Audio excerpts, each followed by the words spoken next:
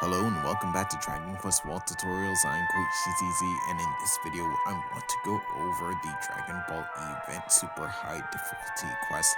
So that is going to be found right over down here. So something real quick before I start this video. So this Super High Difficulty quest video is going to be a bit different from the previous ones in terms of it will be more of me going over bits and pieces of the 5 battles from the quest that I recorded without sound, but I will still be going over strategies for how to get through the battles. But pretty much from April 17th to May 13th, the Dragon Ball Event Super High Difficulty quest will be available. So with the time frame that has been given, this is the shortest period in which we've had a super high difficulty quest, with most of them really lasting from 40 to 60 days. So this one pretty much less than a month to do, so it doesn't give you a whole lot of time. But pretty much like previous super high difficulty quests, when you have cleared it, you will get 2 million gold and a special title that you can use for your profile. So that's going to pretty much be the same. But here, if you go ahead and take a look at the team that I use for this quest, we will have the battle. We'll be filing 5 enemies that were featured in the Dragon Ball event. So the 2 weapons that were released during this event, the Power Pole and the Demon King Piccolo's Throne, are going to be the weapons to use for this quest, as they both bring something to the battle. So pretty much over here, I'm going to have a demon character equipped with the Power Pole. So of course, what I mentioned right at the beginning of this particular event, I said that once I got this is going to be the weapon to use for this event, and yes, that is going to be true. So with the Power Pole, you're going to have Kamehameha, which can do up to 400,000 not 400,000, but 4,000 physical technique damage to the enemy. So that's actually going to be a lot in battle. So besides that, also if you're buffed up, you're going to be doing some pretty good damage to the enemies, and will be taking them down. I wouldn't say easily, but definitely it gives you a big boost in the amount of time it's going to actually you will use to take down the enemy. But that's going to be this weapon here. Then over here, I'm actually going to have 2 characters, both a God Hand and a ninja, equipped with Demon King Piccolo's Throne. So this is going to be used for explosive demonic wave, but not just that, also going to be using the sudden activation ability that increases or that terrifies the enemy. So that's actually going to be very important in this battle, especially when using explosive demonic wave, which actually does increase the terrified level of the enemy. With that, you're going to be able to make them lose a turn. You'll be able to lower their attack power, which is going to be very useful for some enemies. And then also you'll be able to actually get them to take damage each turn. So that's actually also going to help out when you're going to be in these long drawn out battles. Then over here, this is going to be, of course, my High Priest equipped with the Mysterious Crystal. So with this, going to heal my enemies, but also going to be using Lucky Taro to pretty much buff the wielder of the powerful, so my demon. But if I get the chances, maybe get a share, I can actually do that with all the characters, so increase all of their damage. So that actually would work out quite well. So if you want to know more about this team, you can look down in the video description down below. But something else I actually wanted to mention is that for this, what's going to be very important is going to be the use of healing items like the Mature Leaf of the World Tree, Dew of the World Tree, and the Magic Holy Water. So these are going to be very necessary since I only have 1 healer. So especially in battles that you're going to see, especially in the last battle against the Great Monkey, you will see that you're going to be running out of MP, so it's going to be necessary to use some of these items. But yeah, so with that said, what I want to actually do real quick is actually go over the strategies real quick that I'll just mention here. So here for my demon, I'm going to use super gather strength to increase damage and use Kamehameha to deal a great amount of damage to the enemy while also being buffed with Lucky Taro. Then for the God Hand and Ninja, I want to use Explosive Demonic Wave to deal damage to the enemy and also increase their Terrified level in order to inflict various debuffs. Then for the High Priest, I want to go ahead and use the Lucky Taro on the powerful wielder, in this case my demon, in order to increase their attack power, heal and resurrect allies, and use Ankar on an ally to give them an extra turn. So that's pretty much going to be that there. So now what I want to do is go ahead into this actual super high difficulty quest. So here we go. Okay, so this first battle is going to be up against Yamcha. So Yamcha is going to be a question mark enemy, going to have around 250,000 HP. Weakness is going to be EO and also non-attribute damage. So pretty much like the strategy that I mentioned earlier, I want to actually use super gather strength with my demon, and then buff it up with Lucky Taro, and then pretty much try to take out Yamcha with really strong attacks from Kamehameha. So pretty much 2 attacks, I believe, would actually be enough to take him out. But of course, with my Ninja and God Hand, I'm also going to be doing damage with Explosive Demonic Wave, so that's also going to cause fear as well, terrified as well, so that's actually going to be very helpful. But yeah, you can see here I want to heal up, but pretty much like any of the super high difficulty quests, the characters are going to be very strong, stronger than they originally were in the regular part of the game, but that shouldn't discourage you from this. So I mean, it's a super high difficulty quest for a reason. But yeah, so that's pretty much going to be what you want to do for Yamcha. But Yamcha is definitely, besides having the lowest HP, definitely going to be one of the easier ones to get through. But here, definitely with the God Hand and also Ninja, using the Demon King Piccolo's throne, you want to, as you increase his terrified level, that's actually going to be very good for lowering the amount of damage that he actually does to you. So that's actually something else that you want to actually do, just like right there. But something else that I probably should mention about one of my characters is going to be my God Hand. So with the God Hand that I have, usually I pick the soul path that is for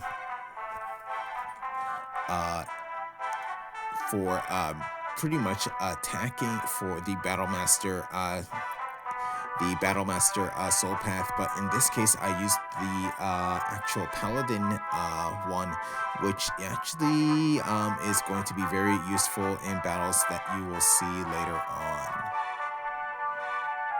So next battle 2 is going to be against the Battle Jacket. So with the Battle Jacket, this is going to be a machine type enemy, going to have around 400,000 HP. Weaknesses going to be non-attribute and EO damage. Again, you want to use pretty much the same strategy that I mentioned before. So you can see here that the Battle Jacket, just from the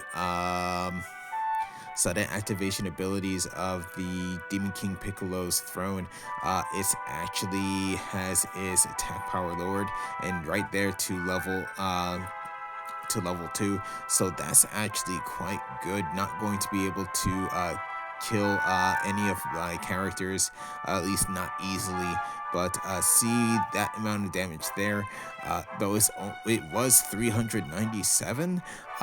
That's actually quite low for this particular enemy. Like I said, super high difficulty quest enemies are going to be very strong. But here comes a Kamehameha.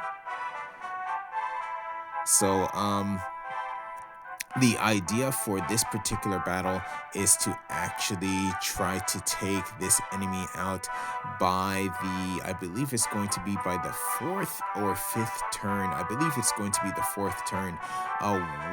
If you are not able to do so, this particular enemy is just going to become quite powerful and going to start doing attacks that are going to be worth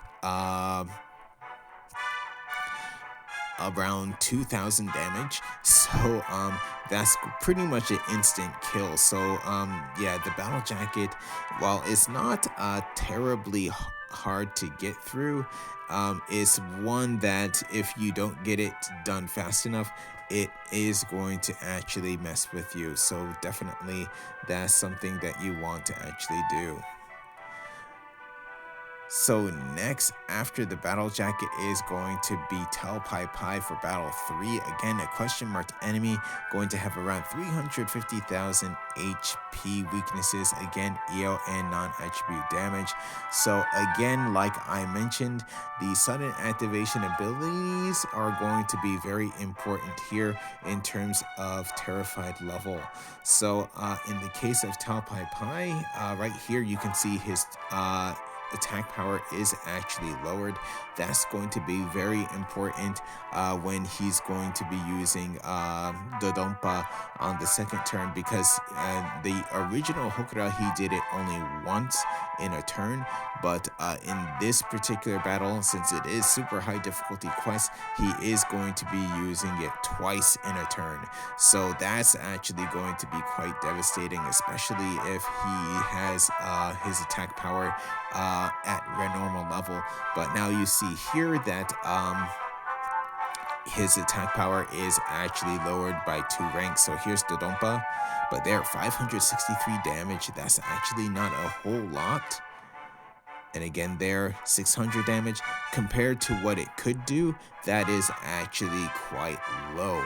So pretty much that's the strategy you want to use for this particular character. So besides that, trying to take it down as fast as possible, especially when you have some of the effects of the terrified level on him. So for example, the lowered attack power, that's actually going to be a very important one to have on him, as that's going to allow you to not worry too much about his attacks, but he still can do the sudden death ability like that there. So you need to be careful about that. But also with, again, the terrified level, you can actually have him feared. In that case,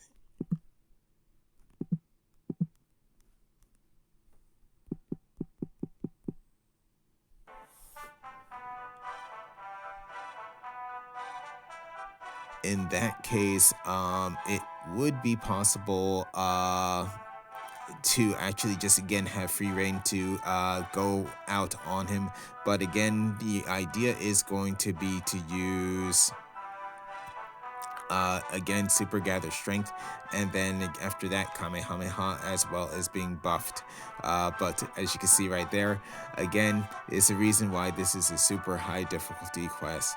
But that's pretty much the strategy that you want to use for Tao Pai Pai.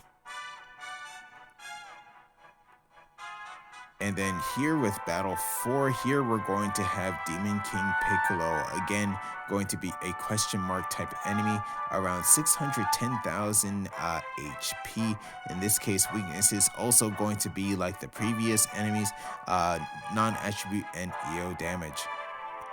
So again, for this particular battle, the Demon King Piccolo thrones are going to be very important, as they are going to be able to inflict the increased terrified level of the enemy. So that's going to be good for, again, just like Tao Pai Pai, lowering attack power, and then also going to be removing buffs, especially if you get the terrified level up to its max level, in which all buffs are removed from the enemies.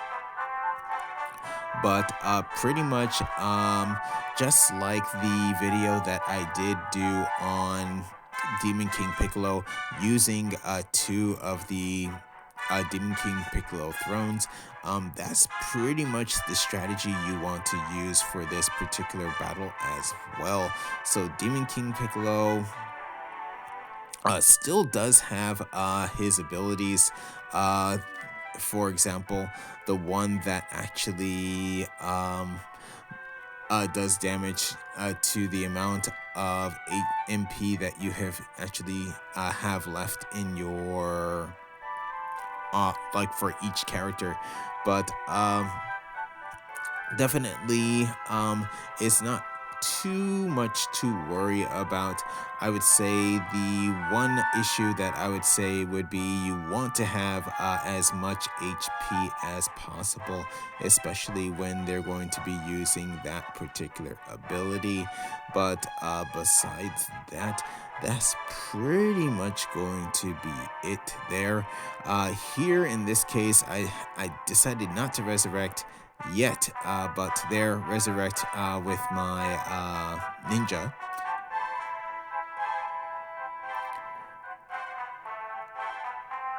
And there was able to survive that, but not that particular attack.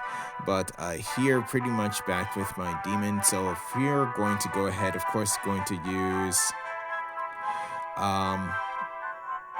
one of the abilities there is going to be an increase to my critical hit rate and also critical hit rate damage. So definitely with the demon type character, that's actually going to be quite important, as they actually do pretty good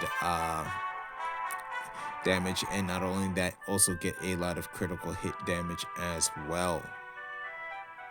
But yeah, that's pretty much going to be what you would want to do for this particular battle against Demon King Piccolo. And then here for the final battle, we're going to have the Great Monkey, again going to have be a question mark enemy, gonna have 750,000 HP. Again, the weakness is going to be non-attribute and EO. So pretty much, again, this is going to be like the previous 2 battles, I should say. So with Tao Pai Pai and then also with Demon King Piccolo, you want to actually use the abilities of the Demon King thrones in order to inflict terrified on the enemy, and then also that's of course going to be able to inflict other debuffs as well. But here I mentioned earlier about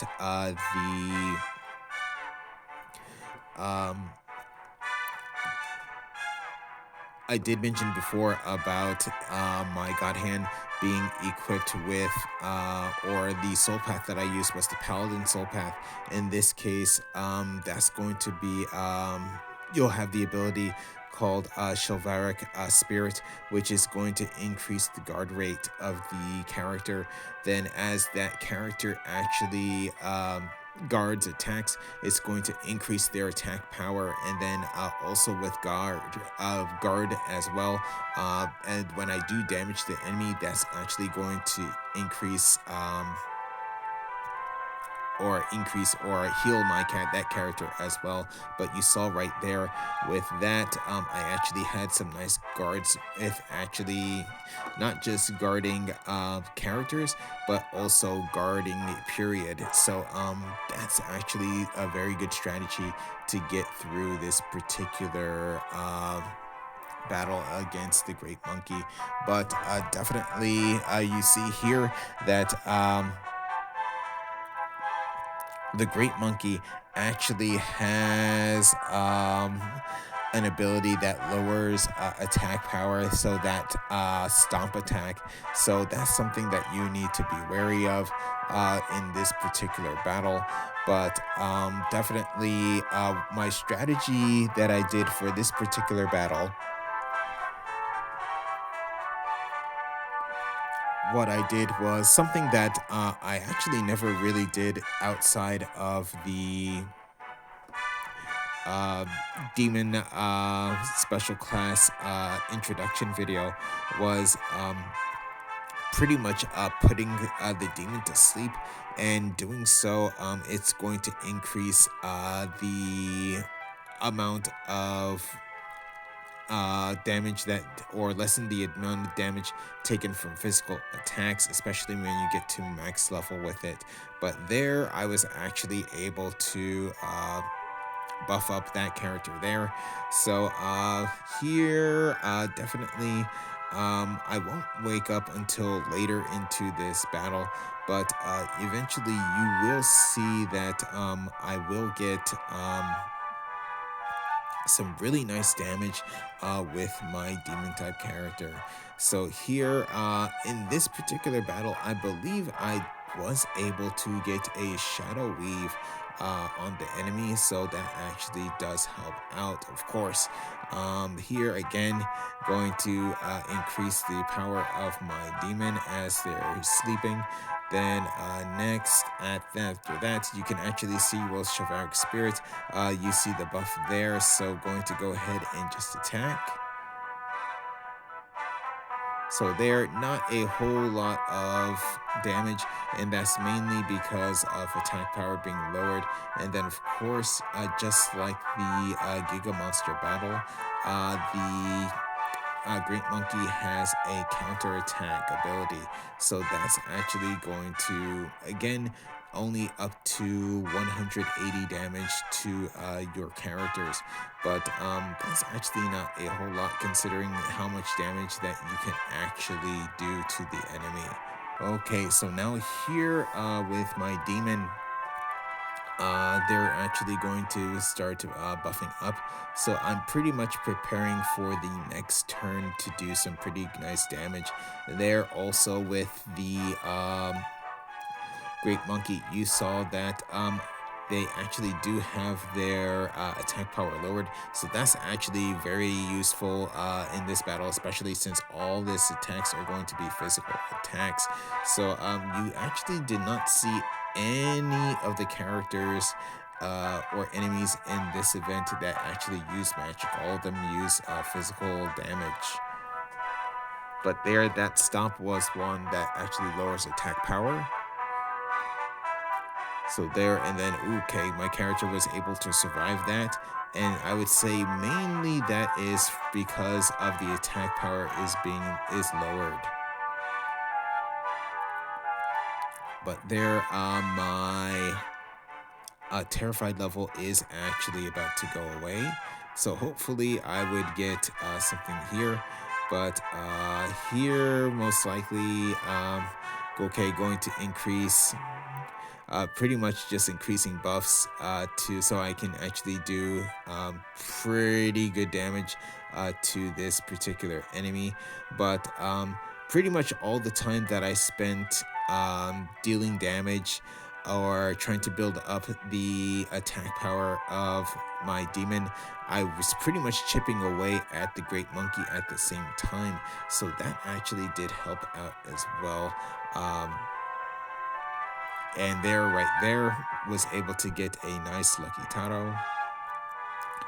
And then pretty much with that, I believe within the next 2 turns, I actually did do an attack. But there, ooh, okay. But like I said, with the healing items, those are ones that you want to use. And definitely going to be using that to resurrect my healer, since it's my only healer. So here, going to use, I believe I'm going to be using Gather Strength here, or Super Gather Strength, yes. So the next turn, I should be doing some pretty good damage to the Great Monkey here. So I believe this amount of damage is going to be equivalent to like a third of his actual HP, which I believe has actually been already, with the amount of damage that I've done so far with at least my God Hand and also my Ninja, that actually probably has already been down a third already. But here, going to be using Kamehameha, I believe. So especially since I'm going to be using, since I have already used Gather Strength, Kamehameha, and there, 243,000 damage. So that's pretty much a third of the damage done to the enemy. So I believe with that there, I was able to get the Great Monkey down to half of its actual HP. So real quickly, just want to take a look. So yeah, so it's under half there. So that's pretty much the strategy that you want to go ahead and use. So going over here, that there, also another 220,000 damage with that as well.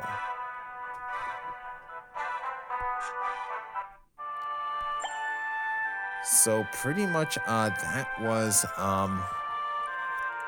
everything in regards to the super high difficulty quest. And again, I'm sorry that I wasn't able to do a continuous walkthrough like I would normally do for these quests, but normally a quest like this would probably take, I would definitely say that it would have taken an hour or so to do, but I think with what I did with this video was okay. But besides that, that's pretty much everything that I wanted to go over about this team. So definitely the power pole, and then also the thrones of Demon King Piccolo. So pretty much from May 7th, we will be getting a new Hokora ruler, so I would like to go over it in detail. And while I don't have the Morning Kagura yet, I hope to get it and do a weapon breakdown for it soon. So with that said, I want to end this video here, so thank you for watching. If you enjoyed the video, please leave a like. If you would like to see more, please subscribe, and I'll see you in the next video.